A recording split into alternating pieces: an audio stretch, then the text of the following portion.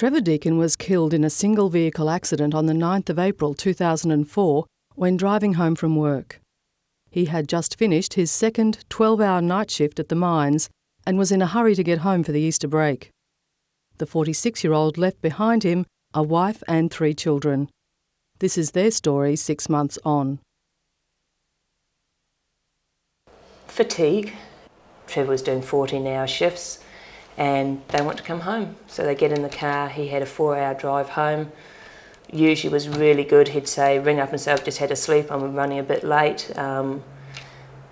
Always stopped off at Nebo for a cup of coffee and a drink, something to eat to keep him awake, and he didn't make it. He didn't get that far. I think he just wanted to get home. He loved it when he could come home to pick up the kids. We were actually going away for the weekend, so it was just a holiday.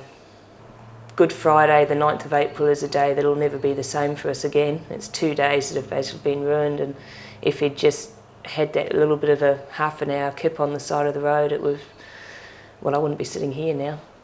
Being the spouse, the wife, and the terrible word now that you hear a lot is the widow, which I think should be changed. Someone needs to change that word in the English language. You don't get the time to grieve. I'm still nearly 6 months after the accident, still going through lawyers, all of the paperwork.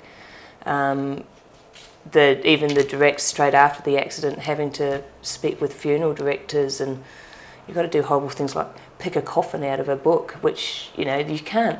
It's horrible. It's just the whole thing, and not being mean about. I'm too young to do it because I own my own gym. I also have another job as well. I'm a sales rep, so for me, I've been able to survive. I'd hate to be in the position being a wife who doesn't work, doesn't have any, sitting at home without any help from the government or anything, and all of a sudden, snap, there's nothing because, as I said, 6 months on, it's still going through the paperwork, nothing's finalised.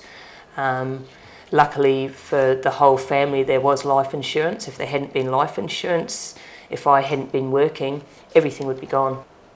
Especially out in the mining areas around Mackay, is just such a go-ahead area at the moment. There's work everywhere, and you can't stop them wanting the extra money. Once again, they look at it, it's for their family, it's for their own livelihoods, they want the money, so they put up their hands for the extra hours, and how you stop it, I don't know.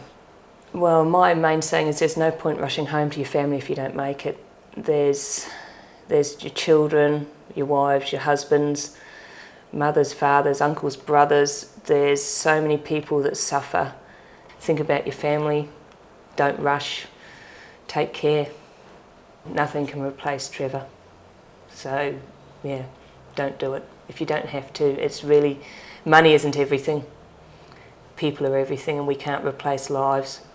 Physical things, cars, whatever, they can be replaced. A life can't. If a driver falls asleep for just 4 seconds while travelling at 100 kilometres an hour, the car will have gone 111 metres without a driver in control. A fatigued person fighting to stay awake can slip into microsleeps, nod off. These typically last between 2 and 30 seconds.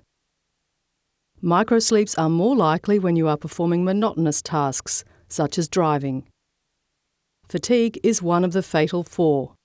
The others are speed, alcohol, and frustration.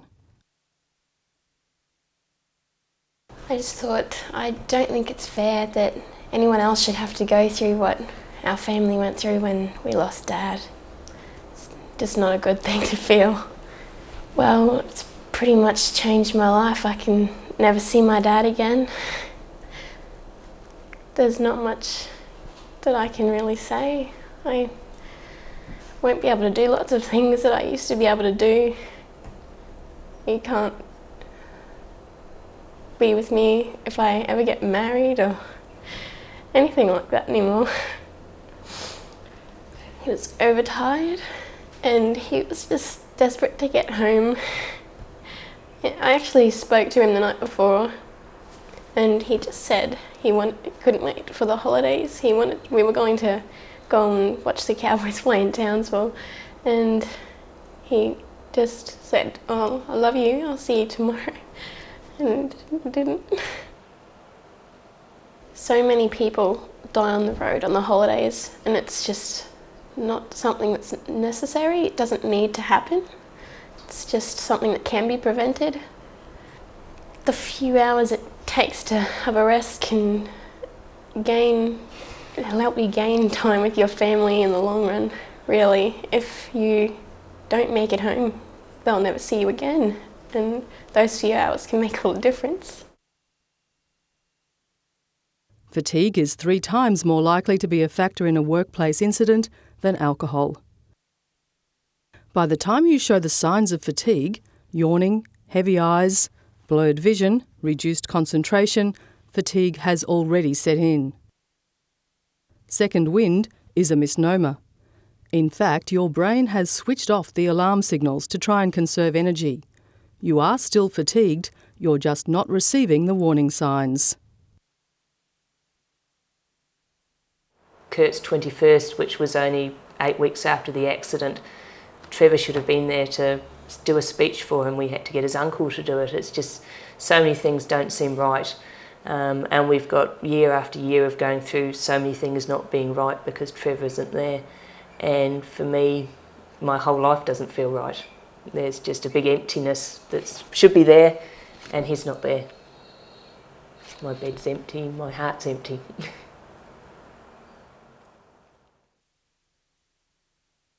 Fatigue danger periods, between 2 to 4 p.m, siesta time, you are twice as likely to have a fatigue-related accident. Between midnight and 6 a.m, sleep time, you are 6 times more likely to have a fatigue-related accident. Statistics show we can engage in a risky behaviour 600 times and 599 times will not be harmed. A 10-minute nap is sufficient to keep you alert for the next hour. Hi, my name is Cassie, and I'm a real person, not an actor, and I live in Mackay. In Easter 2004, my dad died in a car crash. There were no kangaroos, no speeding, no careless drivers. He just fell asleep at the wheel on his way home from the mines to be with us, and he never woke up. Please, if you're a dad, a son, or a mother, daughter or wife, don't drive tired. The consequences are just too much. You don't know what you're leaving behind.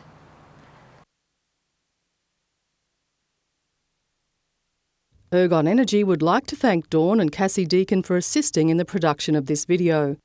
Dawn and Cassie are speaking out in a bid to raise awareness of fatigue-related road accidents. This video is for education purposes only and is not for sale. Ergon Energy permits other organisations to use this video, provided that use is not for commercial gain.